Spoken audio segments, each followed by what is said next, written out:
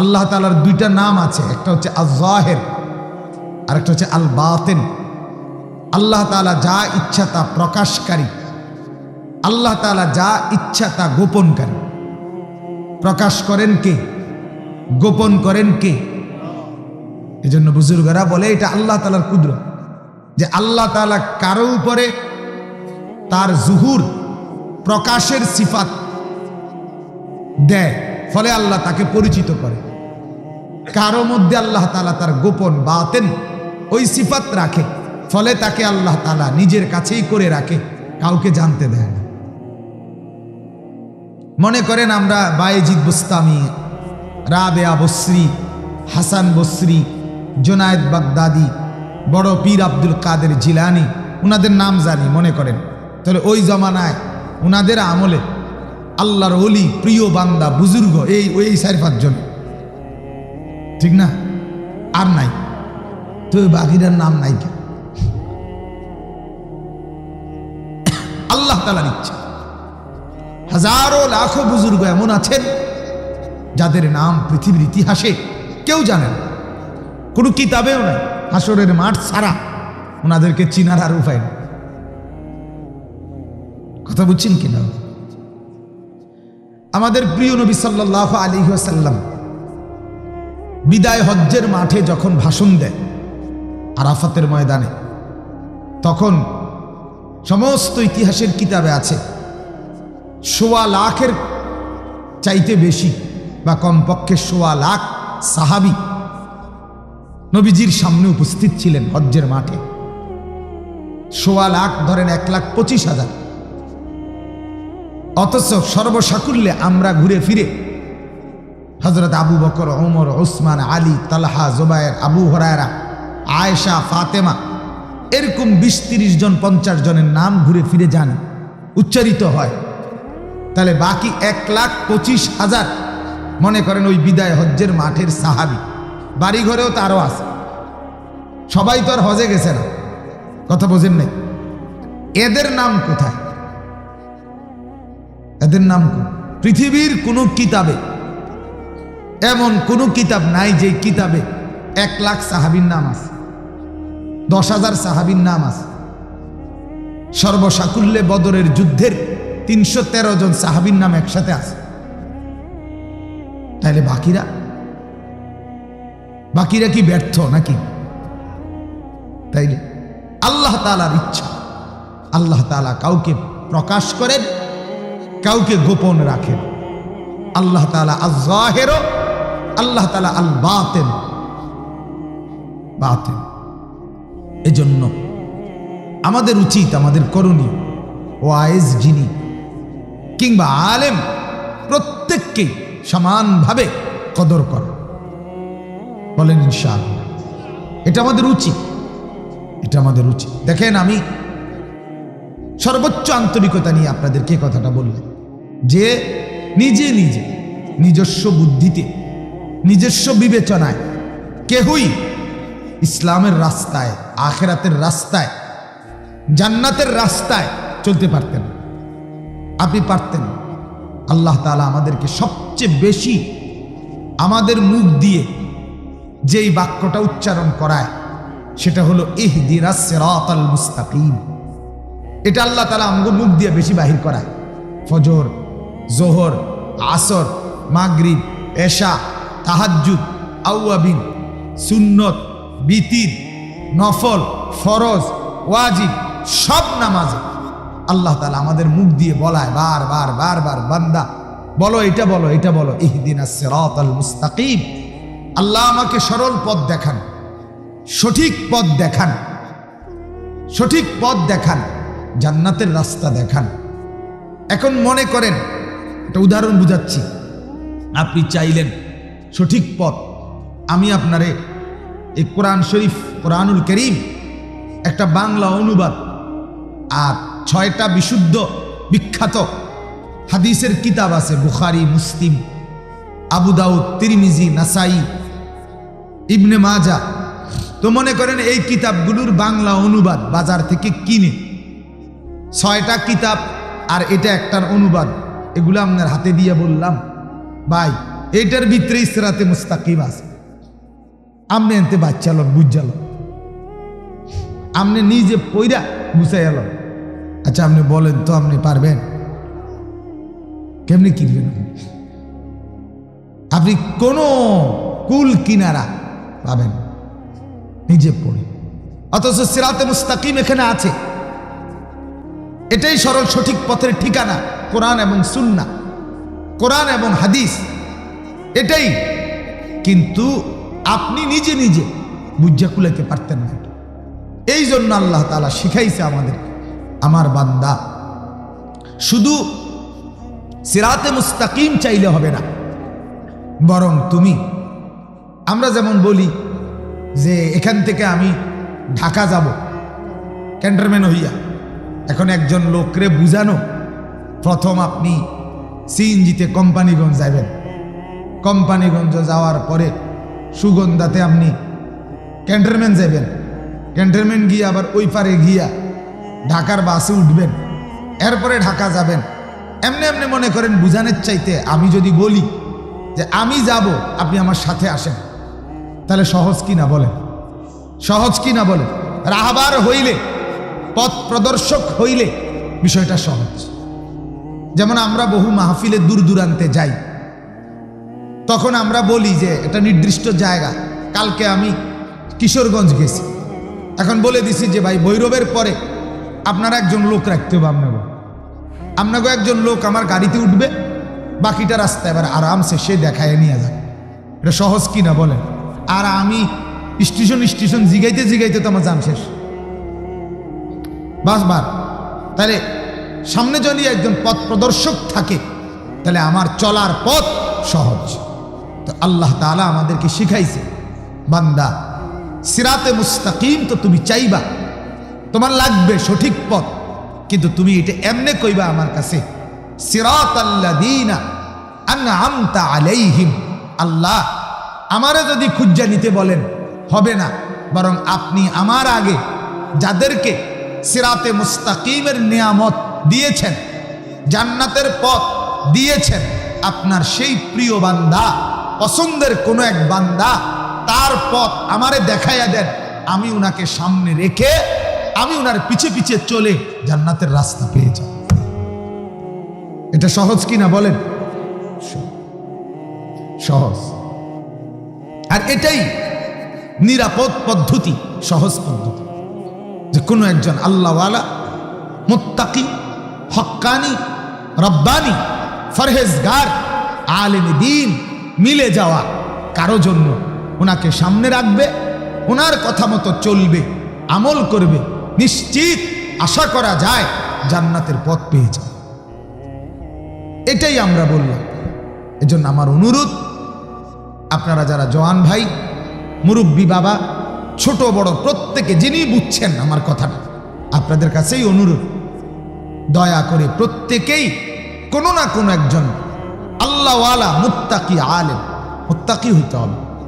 শুধু হুজুর বললে হবে না, উনি মুত্তাকি হইতে হবে। চা দোকানে গল্প করে উনি মুত্তাকি না। টেলিভিশনে বসে বসে নারীর ছবি দেখে, এই মৌলবী মুত্তাকি না। ঘরে ঘরে গিয়া ওই বাবি কইয়া ভিত্তে গিয়া ভাত খায়, কথা বোঝে না, এটা হুজুর, আবার কোনো হুজুর না, আবার সংবম, কথা বোঝেন নাই, সংবম, এই তো মুত্তাকি না। মুত্তাকি হইতে হবে, মুত্তাকি হইতে হবে, তাকওয়াওয়ালা হইতে হবে, আল্লাহওয়ালা হইতে হবে। আপনি শুনছেন এতক্ষণ ওনার কথা, এক এক শব্দের উচ্চারণে বোঝা যায় কলিজার ভেতর থেকে, 7 সমুদ্র নিচ থেকে কথা বের হচ্ছে। আমিও তো মনোযোগ দিয়ে শুনছি, আমিও তো শুনছি। সুবহানাল্লাহ। আমাদের ঈমানের ক্ষতি করে 3টা জিনিস, কতটা সুন্দর আন্দাজে বললেন। আমার নফসে আমার মনে কত যে কিছু চায়, এটা আমার ঈমানকে ক্ষতি করে ফেলে। জিন শয়তান, যেটাকে আমরা শয়তান বলি, মানে ইবলিস যেটারে আমরা বলি, এটাই মূলত জিন। ইবলিস কিন্তু জিন। তো এই জিন শয়তান, ইবলিসের আরো জিফুত আছে, সন্তানাদি আছে। দলবল আছে। এই জিন শয়তান আমার ইমানকে ক্ষতি করে। আরেকটা হলো মানুষ শয়তান, অসৎ সঙ্গী। আমিও তো এটা প্রতিনিয়ত বলি, মানুষ শয়তান। একটা আশ্চর্য কথা আমি আজকেই প্রথম খেয়াল করে শুনলাম, আমার খুব ফায়দা হয়েছে। কি হযরত একটা আজীব কথা বলছে এই মুহূর্তে। জিন শয়তান লা হাওলা ওয়ালা কুওয়াতা ইল্লা বিল্লাহ বললে সরে যায়, আউযু বিল্লাহি মিনাশ শাইতানির রাজিম বললে সরে যায়, আস্তাগফিরুল্লাহ পড়লে সরে যায়। কিন্তু মানুষ নামের শয়তান যেটা আমার লগে সোয়ার হইছে, এই মদখোর, নেশাখোর, গাঁজাখোর, ফেন্সিখোর, বাবাখোর, ডাইলখোর, সুদখোর, ঘুষখোর, উলঙ্গ ছবি দেখার অভ্যস্ত, নর্তকী দেখে অভ্যস্ত, বেবিচার দেখে অভ্যস্ত, এরম অসৎ কোনো বন্ধু যদি লগে সোয়ার হয়, গোটা ইউনিয়নও যদি মসজিদে মাইক দেয়, আজান দেয়, এরপরও এই নাফরমান তার থেকে আলাদা হয় না। কারণ এটা এত শক্ত শয়তান। শয়তানদের শয়তান একটা আড্ডি শয়তান।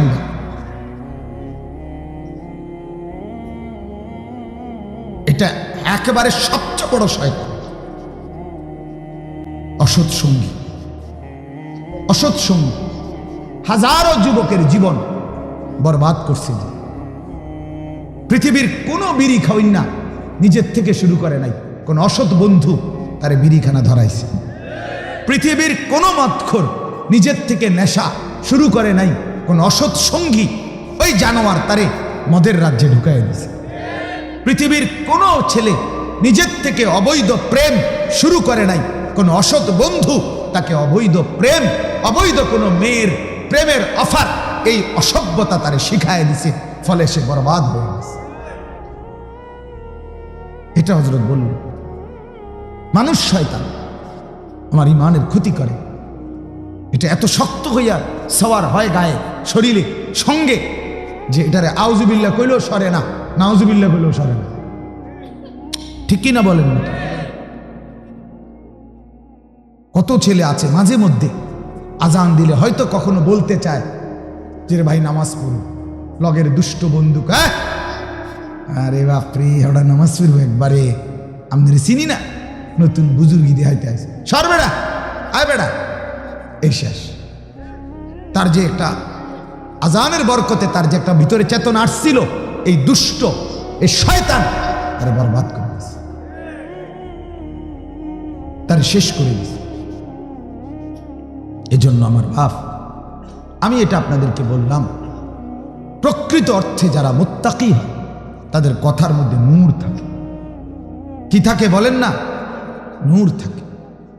এজন্য আমিও আপনাদেরকে অনুরোধ করলাম, জীবন চলার পথে প্রত্যেকেই, বুড়ো মানুষ যারা, মুরব্বী, জওয়ান, যুবক, সবাই আপনারা কোনো না কোনো আল্লাহওয়ালার সোহবতে, মুত্তাকি আলেমের সাহচর্যে নিজের জীবন পরিচালনা করবেন, বলেন ইনশাআল্লাহ। দেখেন একটা ছোট্ট উদাহরণ শুধু শুনেন। সাহাবায়ে কেরামের জামানায় সাহাবায়ে কেরামের বাচ্চা যখন জন্ম নিত, হাদিসে আছে কুলের বাচ্চা, ওনারা সন্তান যখন মাত্র জন্ম নিত তখনই তারা আল্লাহর নবী সাল্লাল্লাহু আলাইহি সাল্লামের কাছে নিয়ে নবীজির কোলে তুলে দিতেন। নবীজি নিজ হাতে মধু কিংবা খেজুর চাবাইয়া নিজের থুতু মুবারক ওই বাচ্চার মুখে দিয়ে দিতেন। তাইলে একজন মুসলমান চাইতেন প্রথম দিন আমার সন্তান যেন আল্লাহর নবীর নজরের বরকতে বেড়ে ওঠে। এজন্য উচিত আজকে ছেলে পেলেদেরকে, অসংখ্য ছেলে যদি মা বাপ কোন আল্লাহওয়ালা আলেমের কাছে নিয়মিত আনা নেওয়া করতো ছোট বয়স থেকে, তাহলে সে চরিত্রবান থাকত। ছেড়ে দিছে সম্পূর্ণ তার হাতে ছেড়ে দিছে। বাবারও কোনো পরোয়া নাই, মারও কোনো পরোয়া নাই। 6 বছরের বাচ্চা আজকে বেড়ে উঠছে মোবাইল হাতে নিয়ে। 6 বছর থেকে বাচ্চাটা বড় হচ্ছে মোবাইল দেখে দেখে। মোবাইল তাকে হাসায়, মোবাইল তাকে কাঁদায়, মোবাইলই তাকে হাঁটায়, মোবাইলই তাকে জীবন চালায়। চুল কেমন মোবাইল বলে যেমন, হাঁটা কেমন মোবাইলে বলে দেয় যেমন, গেঞ্জি, জামা, শার্ট, প্যান্ট, চলা ফেরা, আচার ব্যবহার, কথাবার্তা, রুচি, হ্যাঁ, আনন্দ, আগ্রহ, অনুভূতি, প্রেরণা, সব কিছু মোবাইল নির্ভর। এটাই কি ছিল কথা?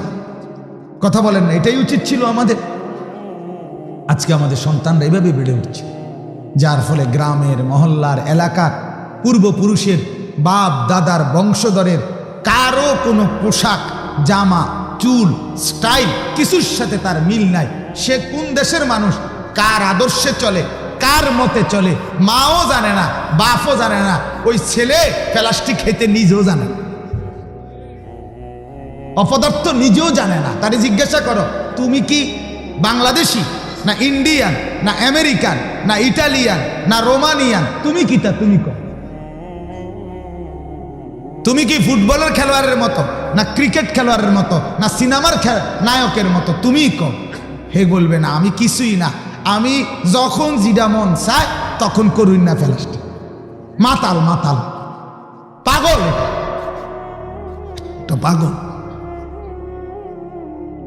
এজন্য অভিভাবক শূন্য, ওলামায়ে কেরামের সোহবত শূন্য, মানুষের জীবন ছন্ন ছাড়া হয়, বেখেয়ালি হয়, বেখেয়ালি হয়, সুন্দর হয় না।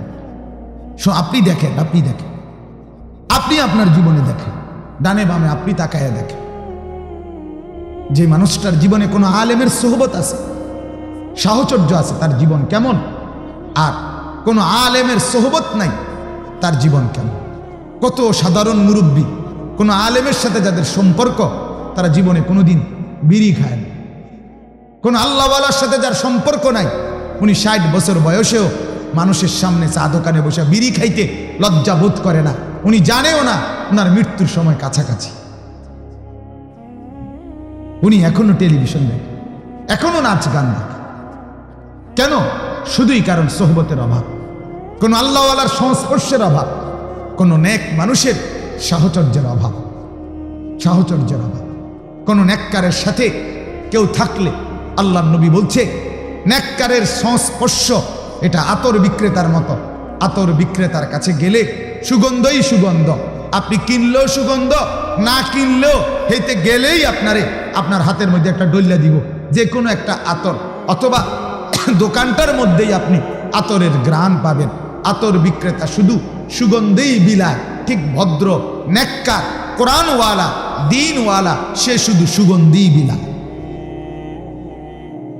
আর মন্দ সঙ্গী, আল্লাহ নবী বলছে, কামারের দোকানের কামারের হাফরের মতো, যেটা টানে আর ধোঁয়া বের হয়। আল্লাহ নবী বলছেন, অসৎ সঙ্গী সে শুধু ধোঁয়া দুর্গন্ধই দেয়। একবার কয় বিড়ি খাইবেনি, আবার কয় মদ খাইবিনি, আবার কয় নেশা করবিনি, আবার কয় ছবি চাইবিনি, আবার কয় বেড়ি চাইবিনি, আবার কয় পার্কে যাবিনি, আবার কয় কক্সবাজার ঘুরবিনি। মানে অসভ্যতা ছাড়া তার জবান দিয়ে দুর্গন্ধ ছাড়া আর কিছুই বের হয় না। হয় মদ, নয়তো জুয়া, নয়তো নারী, নয়তো নর্তকী, নয়তো গেমস, নয়তো মোবাইল, নয়তো উলঙ্গ ছবি, নয়তো জিনা ব্যভিচারের দৃশ্য, কোনো না কোনো শয়তান,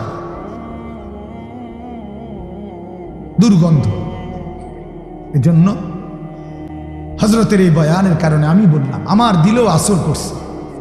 আল্লাহ তাআলা ঈমানের সম্পদ উলামায়ে কেরামের সাহচর্য থেকে আমাদেরকে রক্ষা করার তৌফিক দান করেন, বলেন আমিন। মুহতারাম হাজিরিন, বাস্তব সত্য যে কথাটা, কোনোভাবেই আপনারা কেউই এখানে আন্দাজ করতে পারবেন না যে হযরত কি বড় মাপের আলেম। শুধু একটা উদাহরণ বলি, আমার পরম শ্রদ্ধেয় শায়েখ আরিফ বিল্লাহ হাকিমুন নফস আল্লামা মুফতি মুশতাকুন নবী কাসিমি হযরত দামাত বারাকাতুহু, আপনারা প্রায় সবাই চিনেন হযরতকে। উনি যখন ভারতের দারুল উলুম দেওবন্দ মাদ্রাসায়, আমাদের সারা পৃথিবীর শ্রেষ্ঠ দ্বীনী প্রতিষ্ঠানের অন্যতম, সেখানে পড়তেন যখন, তখন হযরতের পড়ালেখার জীবনে এই হযরত আজকে যিনি কথা বললেন, তিনিও তখনই পড়তেন, একই বয়সী, একই সময়। আমি ব্যক্তিগতভাবে আমার হযরত আল্লামা মুফতি মুশতাকুন নবী কাসিমি হযরতের কাছে বহুবার এক দুইবার না, বহুবার বহুবার ওনার জবানে আমি শুনেছি ওনার কথা। আমাদের হযরত বলেন যে ওনার পড়ালেখার জীবনে দেওবন্দে আমাদের এই হযরত মাওলানা মুফতি হুসাইন আহমদ সাহেব হযরত বলেন যে হুসাইন ভাই তার চাইতে বেশি মেহনতি, পরিশ্রমী, মেধাবী আর কোনো তালিব ইলম উনি দেখেননি।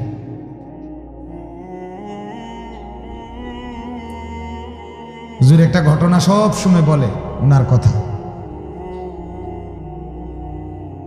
যে কোরবানির ঈদের দিনও দেওবন্দে অনেক অনুরোধ করে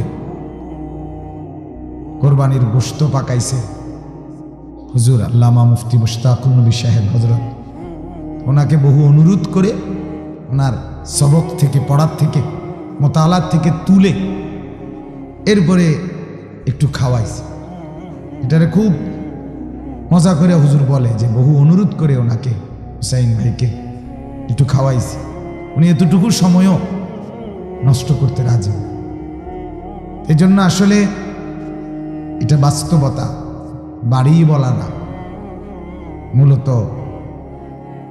এমন অগণিত আলেম, মুহাক্কিক, বাহরুল উলুম, ওলামায়ে কেরাম আমাদের এই জমিনে, আমাদের এই দেশে আছে।